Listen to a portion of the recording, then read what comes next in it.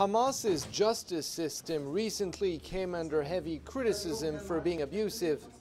In this small Gaza courtroom, the judge begins by hearing out the different parties. اللي كان المدد جنب السواق أنا بعرف إنه حسب ما تقالوا له تقرير طبي إنه مصاب. أنت ما شفتوش. اللي هي لما تصاوب اللي تصاوب وكل اللي لم ترها.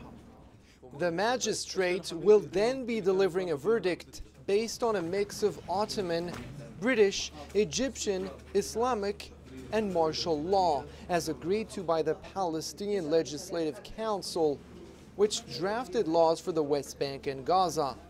The suspects are represented by local lawyers like Anwar Azam, whose client stands accused of murder, a crime for which he risks the death penalty. إنه هذه الأحكام الإعدام بالآخر بعد ما تنتهي لحكم نهائي في حكم الإعدام يجب أن يصدر الحكم بالإجماع القضاء ثلاث قضاء والهيئة كاملة بالإضافة إلى أن بعد ذلك يجب أن يتم مصادقة الرئيس.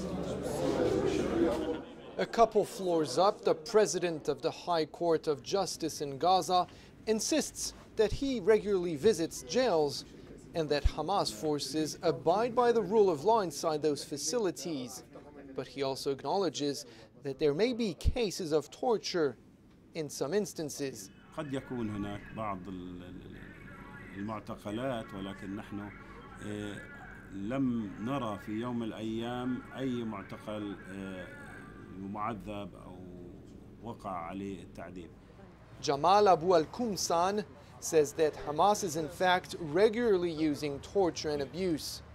He himself was taken in for questioning and repeatedly hit with a rod while in detention.